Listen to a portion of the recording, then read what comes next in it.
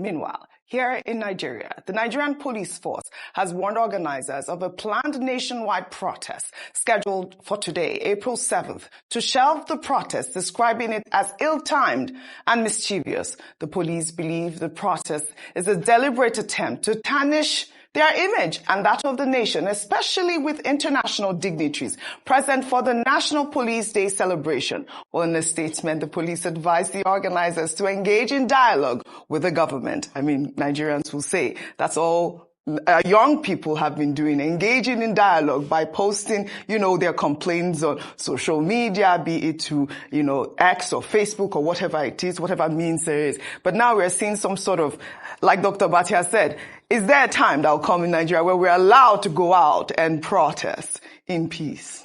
The police releasing the statement to say that, the protest would tarnish their image as they host people during National Police Day, which I think is such an unfortunate wasted opportunity, because what better show of the professionality of your police force could there be than to allow people to be out on the streets and to show the world that, guess what? Nigeria police force actually knows how to maintain law and order in situations where the masses are coming out to the streets to express exercising their freedom of expression. So the mindset already shows you that there is something wrong in the system. Yes. How could you say that a protest is a disgrace? There's nothing disgraceful of. People protest about all manner of things all the time, and it shouldn't be used as a measure of, their branding, if I may call it that. However, the measure of their professionalism, the branding of the police force, is their ability to respect people's rights and ensure that protests do not break down in any way. Well said.